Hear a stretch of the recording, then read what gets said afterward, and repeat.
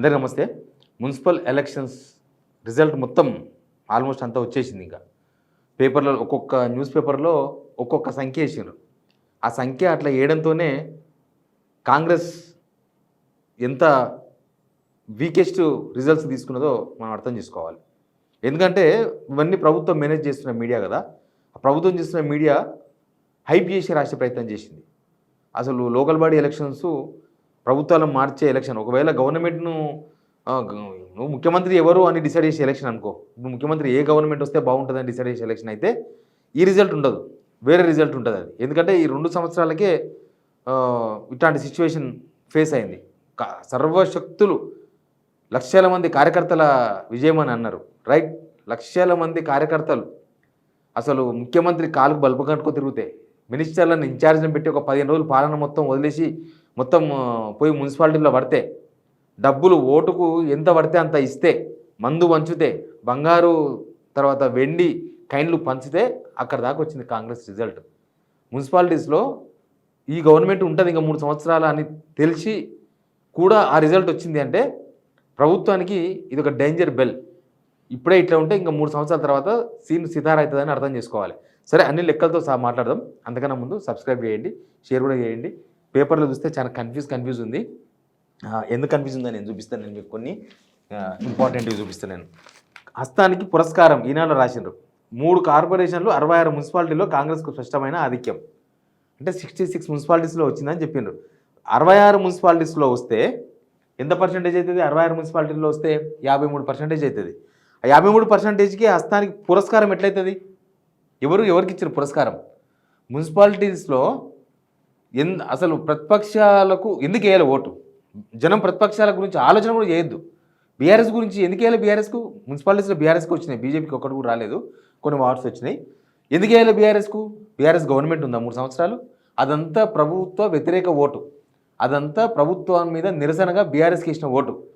వాళ్ళంతా ప్రభుత్వానికి, కాంగ్రెస్కు బీఆర్ఎస్ఏ కరెక్టు ప్రతిపక్షం, వాళ్ళకి వేసిన ఓటు అది. ఇవన్నీ ఈ పేపర్లో ఎందుకు స్పెషల్గా తీసుకున్నా అంటే వీళ్ళే పొద్దుగాల నుంచి డబ్బాలు కొట్టేది.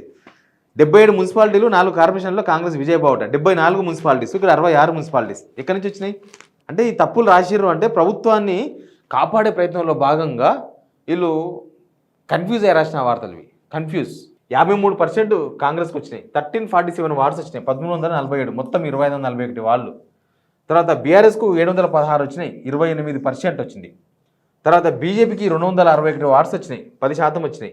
ఎంఐఎం, లెఫ్ట్ పార్టీలు, ఇండిపెండెంట్ అంతా కలిసి 257, వాళ్ళకు 10% వచ్చింది. వీళ్ళందరూ కలిసి 53% కాంగ్రెస్కి వస్తే అది పురస్కారం ఎట్లయితుంది? అసలు కాంగ్రెస్ అంటే మా పరిపాలన ఇంతే అనుకుంటుందా కాంగ్రెస్?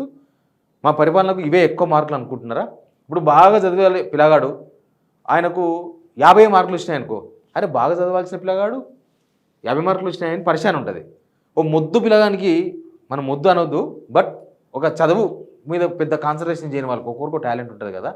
కాన్సన్ట్రేషన్ చేయని ఆయనకి 50 మార్కులు వచ్చినాయి అనుకో, మనం అబ్బా మంచిగా పిల్లగాడు చదవకపోయినా 50 మార్కులు వచ్చినాయి, పిల్లగాడు స్కూల్కి పోకపోయినా 50 మార్కులు వచ్చినాయి, పిల్లగానికి ఇంట్రెస్ట్ లేకపోయినా 50 మార్కులు వచ్చినాయి, అది గొప్ప. ఇప్పుడు కాంగ్రెస్ దీన్ని గొప్ప అనుకుంటుందంటే అది వాళ్ళ పరిపాలన అంత బాగలేదని వాళ్ళు ఒప్పుకున్నట్టు. వాళ్ళ పరిపాలన బాగుంటే 90%, మినిమం 80% అని రావాలి. అది నేనేం చెప్పలే లెక్క, మన గత మున్సిపాలిటీస్లో వచ్చిన లెక్కలు, లేకపోతే వీళ్ళే కదా పోలింగ్ ముందు పోలింగ్ తర్వాత పీసీసీ మహేష్ కుమార్ గౌడ్ ఏం మాట్లాడిండ్రు, రేవంత్ రెడ్డి గారు ఏం మాట్లాడిండ్రు. రేవంత్ రెడ్డి గారు 90% అని మాట్లాడిండ్రు. ఢిల్లీలో 90% సీట్లు మాకు వస్తున్నాయి, one side election, one side war అన్నాడు. 50%కు 53%కే వన్ సైడ్ వార్ అంటే మీకు వ్యతిరేకంగా ఎంత ఉన్నది? ఇదంతా వ్యతిరేకమే కదా. వీళ్ళంతా చీలిపోయినారు కానీ, లేకపోతే మీకు పెద్ద బొక్కవాడేది. ఈ వ్యతిరేక ఓటు అంతా కలిస్తే 28 + 38 + 48% నీకు వ్యతిరేక ఓటే ఉంది కదా ఇక్కడ. ఇది మున్సిపాలిటీ ఓటు, మీ ప్రభుత్వానికి వేసిన మార్కులు ఇవి 100%. ప్రభుత్వం మార్చే ఎలక్షన్ అయినప్పుడు అది వేరు. మళ్ళీ ఇక ఆ ప్రభుత్వం ఉండాలన్నా ఉండకూడదా? ఇప్పుడు కేసీఆర్ పేరు మీద జరిగిన ఎలక్షన్ ఎప్పుడు 2018, 2023. కేసీఆర్ను ఉంచాలన్నా ఉంచకూడదా? కేసీఆర్ ప్రభుత్వం కావాలన్నా వద్దా అనేసిన ఓట్లు 18 వేసిండ్రు, మంచి మెజార్టీ వచ్చింది. 23లో ఆయన ఆ ప్రభుత్వం వద్దనుకున్నారు, మీకు వేసినారు. మళ్ళీ 2028 రేవంత్ రెడ్డి ప్రభుత్వం ఉండాలన్నా వద్దా, కేసీఆర్ ప్రభుత్వం రావాలన్నా వద్దా, లేకపోతే ఇంకేమైనా రావాలన్నా వద్దా అనేది అప్పుడు డిసైడ్ చేస్తారు. అప్పుడు ఓట్లు వేరే ఉంటాయి. ఇది ఆ ఓటు కాదు. ఇది ఇది ప్రభుత్వ పనితీరుకి వేసిన ఓట్లు ఇవి. ప్రభుత్వ పనితీరు సపరేట్గా, ప్రభుత్వ పనితీరై, ప్రభుత్వాలు మార్చే ఎలక్షన్ కాదు కదా ఇది, ప్రభుత్వ పనితీరు. మీ పనితీరుకు 53% ఓట్లు పడ్డాయి, 53%. 90% ఓట్లు రావాలి, 90% మీకు రావాలి వాట్స్. అప్పుడు మీ పరిపాలన బాగున్నట్టు. డిస్టింక్షన్ అంటే మినిమం 75% పైన ఉండాలి. మీరు డిస్టింక్షన్ అని చెప్పుకున్నారు, డిస్టింక్షన్ రాలేదు. కనీసం డిస్టింక్షన్ కింద కూడా రాలేదు మీకు, ఫస్ట్ క్లాస్ మార్కులు కూడా రాలేదు. కంపార్ట్మెంటల్ పాస్ అంటారు చూడు, అట్లా అయిపోయింది గవర్నమెంట్ పరిస్థితి. కంపార్ట్మెంటల్ పాస్ ఇప్పుడే ఇట్లా ఉంటే నెక్స్ట్ ఎట్లుంటుంది అనేది తర్వాత అర్థం చేసుకోవాలి. ఇది కూడా ఇక్కడ కూడా కాంగ్రెస్కు 1347 వాళ్ళు వచ్చినాయి కదా, బీఆర్ఎస్కి 716 వాళ్ళు వచ్చినాయి కదా. దగ్గర ఈ రెండింటి మధ్య ఒక 200 వార్డుల 200 వార్డ్సుల్లో అంతా బిలో 10 ఓట్స్తో గెలిచిన వార్డ్స్ ఉన్నాయి. బిలో 10 ఓట్స్, 10 ఓట్ల తేడా, జస్ట్ 10 ఓట్లే. ఇప్పుడు ఒక్కొక్క వార్డులో దగ్గర 2000 ఓట్లు అయితే మినిమం కదా, కానీ ఇద్దరి మధ్య డిఫరెన్స్ 10 ఓట్ల తేడాతో గెలిచినాయి. దాదాపు 200 అవి అంటే 200 ఓట్, 10 ఓట్ల తేడాతో ఓడిపోయినాయి. 200 వార్డ్స్ ఉంటాయి. ఈ 200 దీన్ని కలిస్తే 916 అవుతాయి. సగం వేసుకున్నా కూడా 816 అవుతాయి. వీళ్ళకి 816 అవుతాయి, వీళ్ళకి 1447 అవుతాయి. ఇక సింగిల్ లార్జ్ ఇప్పుడు హంగు వచ్చింది చూడండి ఇక్కడ, హంగు. ఈ హంగుతో ఎవరికేం సంబంధం లేదు. హంగు వచ్చిందంటే ప్రభుత్వం మీద వాళ్ళ మ్యాండేటరీ లేనట్టు. ప్రభుత్వానికి వేయాలని ఓటు వేస్తే హంగు రాదు, వాళ్ళకే వస్తాయి, ప్రభుత్వానికే వస్తాయి. ప్రభుత్వం మీద కన్ఫ్యూజన్తో వేసిన ఓటు హంగు. గవర్నమెంట్ మీద కన్ఫ్యూజన్ అంటే వీళ్ళు వేస్ట్ చెయ్యరు, వేస్ట్ అని ప్రతిపక్షానికి వేస్తారు. ఎంబడే ఏమో చేస్తారేమో అని మళ్ళీ కొన్ని ఓట్లు గవర్నమెంట్కి ట్రాన్స్ఫర్ అవుతాయి. అది హంగు. అట్లా హంగు వచ్చినవే 36. ఇక్కడ కూడా కాంగ్రెస్కి ఏం సంబంధం లేదు. కాంగ్రెస్ వ్యతిరేక ఓటే అక్కడ కూడా కనిపిస్తుంది. ఇది ఒక చార్ట్ చూడండి మీరు, ఇది ఆంధ్రజ్యోతి ఫ్రంట్ పేజీలో ఉన్న చార్టు. అంటే వీళ్ళ ఇంటెన్షన్ ఏందో చెప్తున్నాను నేను. గవర్నమెంట్ ఇంటెన్షన్ ఏంది?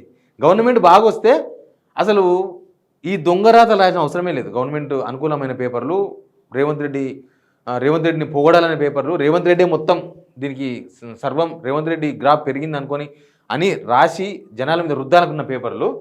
కాంగ్రెస్కు 1349 వార్డ్స్ వస్తే 50% ఓట్లు వచ్చినట్టంట. బీఆర్ఎస్కు 718 వార్డ్స్ వస్తే 15% వచ్చినట్టంట. బీజేపీకి 260 వార్డులు వస్తే 25% వచ్చినట్టంట. ఎట్లా? ఇప్పుడు 100 మార్కులు టోటల్, 163 వచ్చిన వాళ్ళకు 15% అయితే, 718 వచ్చిన వాళ్ళకు 15% అయితే 260 వచ్చిన వాళ్ళకి 25% ఎట్లయితుంది? కాకూడదు, లెక్క తప్పది అని ఎవరు పట్టించుకుంటారు? మనం ఏం రాస్తే అదే కరెక్ట్. 2+2 4 కాదు, 2+2 6 అంటున్నాయన, 2+2 1 అంటున్నాయన. కానీ జనాలు తెలివైన వాళ్ళే కదా. మరీ రాధాకృష్ణ ఎడ్డేగా రాస్తే తెలంగాణ ఎడ్డేనా? కాదు, మీ అసలు రంగు బయట పెట్టుకున్నారు. ఒకవేళ ఇది తప్పుగా అనుకోకుండా ఇట్లా పడితే దానికి రిజెండర్ ఇచ్చుకుంటే బెటర్. రిజెండర్ ఇచ్చుకోండి, మా వార్త తప్పు, మేము మా వాళ్ళు కూడికలు తీసివేతల దగ్గర తప్పు రాసిరని, లేకపోతే మీరు కావాలనే చేసినారని ఇప్పటికే బీఆర్ఎస్ వాళ్ళు మీ మీద నిషేధం విధించారు. దాని కథ అంతా వేరే కనిపిస్తుంది. ఇక చాలా ఉన్నాయి అట్లాంటివి. 2020-26 ఎంత పర్సెంటేజ్ తేడా వచ్చింది ఎట్లా చూడండి. మొత్తం 2020 జరిగిన ఎలక్షన్స్లో మొత్తం 120 వాళ్ళలో బీఆర్ఎస్ 93.33%, 112. కాంగ్రెస్ 0.4 4 వార్డ్స్ వచ్చినాయి.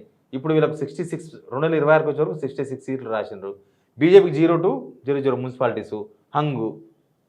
అప్పుడు హంగు ఎందుకు రాలేదు? మరి హంగు ఎందుకు రాలేదంటే ప్రతిపక్షం బలంగా లేదు. అప్పుడు 2020లో ప్రతిపక్షాన్ని జనం క్యాల్కులేట్ చేయలేదు, పరిగణలోకి తీసుకోలేదు. కాబట్టి మీ పొజిషన్ అట్లా వచ్చింది. ఇప్పుడు ప్రతిపక్షాన్ని పరిగణలోకి తీసుకున్నారు కాబట్టి 37% హంగు వచ్చింది. 37 సీట్లలో హంగు వచ్చింది. 31.90% వార్డ్స్ మొత్తం కూడా హంగులో ఉన్నాయి, ఆ మున్సిపాలిటీస్ మొత్తం కూడా. ఈ లెక్కలు మొత్తం చూసిన తర్వాత అసలు రేవంత్ రెడ్డి వాళ్ళు ఒకవేళ వాళ్ళు మేము సంతృప్తి చెందినాం, మాకు బాగానే వచ్చినాయి అనుకుంటే అది వాళ్ళు మోసం చేసుకున్నట్టే. ఇంకా మర్చిపోయినా, ఢిల్లీ పోయి ఆ ప్రియాంక గాంధీ కలిస్తే ప్రియాంక గాంధీ కూడా శభాష్ అన్నదంట. అంటే వీళ్ళ అధిష్టానాన్ని కూడా మోసం చేస్తున్నట్టుగా లెక్క పెట్టుకోవాలి. Single largest party BRS, single largest municipalities కూడా ఉన్నాయి. జనగాం, జమ్మికుంట, కాగజ్ నగర్, క్యాతన్పల్లి, ఇస్నాపూర్ ఇవన్నీ ఉన్నాయి. తర్వాత అత్యధిక వార్డులు గెలుచుకున్న 27 మున్సిపాలిటీస్ ఉన్నాయి అత్యధికంగా. ఎక్కడ సార్ గుడ్డు గుర్తు ఏం తెలుసా? బీఆర్ఎస్ గెలిచిన దగ్గర అది వార్డ్స్ కానీ మున్సిపాలిటీస్ కానీ ఎక్కువ ఓట్లు వచ్చినాయి, ఎక్కువ వార్డ్స్, లేకపోతే ఎక్కువ ఓట్ల తేడాతో గెలిచింది. కాంగ్రెస్ గెలిచిన దగ్గర ఇందాక చెప్పినట్టుగా నేను కాంగ్రెస్ గెలిచిన దగ్గర జస్ట్ 3 ఓట్లు, 4 ఓట్లు, 5 ఓట్లతో గెలిచినాయి. ఎన్ని డబ్బులు ఖర్చు పెట్టారంటే బీఆర్ఎస్ చెయ్యింది, కాంగ్రెస్ చేసింది ఏం తెలుసా? కాంగ్రెస్ వాళ్ళు ఏం చేశారు? మున్సిపల్ చైర్మన్ అభ్యర్థిని ముందే డిసైడ్ చేశారు, ఎందుకంటే వాళ్ళు డబ్బులు ఖర్చు పెట్టుకోవాలి మీరని. బీఆర్ఎస్ ముందే మున్సిపల్ చైర్మన్స్ వాళ్ళని డిసైడ్ చేయలేదు. ఎందుకు డిసైడ్ చేయలేదంటే వాళ్ళు డిసైడ్ చేసినాక కాంగ్రెస్ కాన్సన్ట్రేషన్ చేసి వాళ్ళని విత్డ్రాల్ చేయించడం లేకపోతే వాళ్ళు ఎత్తుకొచ్చుకొని వాళ్ళ పార్టీలో చేర్చుకోవడం ఏమన్నా, ఎందుకంటే అధికార పార్టీకి చాలా స్కోప్ ఉంటుంది. అధికార పార్టీ దౌర్జన్యాలు చూసినాం కదా మనం. అవన్నీ చేస్తే ఒకవేళ మున్సిపల్ చైర్మన్ అభ్యర్థి కనుక పోతే ఆ మున్సిపాలిటీ మీద ఆశ వదులుకోవాల్సి వస్తుంది. ప్రతిపక్షానికి లేని స్కోప్ గవర్నమెంట్కి ఉండే స్కోప్ అదే. అందుకే ఇట్లా డిఫరెన్స్ కనిపిస్తుంది. ఎనీవే కాంగ్రెస్కు మాత్రం డేంజర్ బెల్స్ అనే చెప్పాలి. ఇప్పుడే ఇట్లాంటి సిచ్యువేషన్ ఉంటే మీరు ఇంతతో సాటిస్ఫై అయితే మీ కర్మ, కానీ మీకు అసలు నెక్స్ట్ ఎలక్షన్ సిచ్యువేషన్ ఏంది? అసెంబ్లీ ఎలక్షన్స్, గవర్నమెంట్ మార్చే ఎలక్షన్, గవర్నమెంట్ను డిసైడ్ చేసే ఎలక్షన్ అయితే అసలు మీరు చిత్తుగా ఓడిపోతారని దీన్ని బట్టి చూస్తే అర్థమైంది. మీరు అంతకుముందు 50,000 మెజార్టీతో గెలిచారు ఒక్కొక్క ఎమ్మెల్యే. ఇప్పుడు మీ అభ్యర్థులు మీరు డబ్బులు పెట్టి అన్నీ పెడితే ఒక్కొక్కరు 5 ఓట్లు, 10 ఓట్లు, 3 ఓట్లు, 2 ఓట్లతో గెలిచారు మీ వార్డుల్లో. దీన్ని బట్టి చూస్తేనే మీ ప్రభుత్వానికి చాలా ప్రమాదకరమైన గంటకలు మోగబోతున్నాయి. మీరు ఇంత కష్టపడితే, ఇన్ని డబ్బులు ఖర్చు పెడితే, ముఖ్యమంత్రి తిరిగితే, మందు తిరిగితే, డబ్బులు మందు బంగారము వెండి అన్ని ఖర్చు పెడితే ఇది పొజిషన్. ఇప్పుడు బీఆర్ఎస్లో కేటీఆర్, హరీష్ రావు 2 రోజులు తిరిగిండ్రు, 2 మున్సిపాలిటీలు తిరిగిండ్రు. బీజేపీ వాళ్ళు కరీంనగర్లో బండి సంజయ్ తిరిగిండు, అరవింద్ అటు తిరిగిండు, అంతే. ఇంత తిరిగితే ప్రతిపక్షాలంతా కాన్సన్ట్రేషన్ చేయకపోతే ఇట్లుంటే రేపటి సిచ్యువేషన్ ఏందనేది మీరు బేరీజ్ వేసుకోవచ్చు. Please subscribe.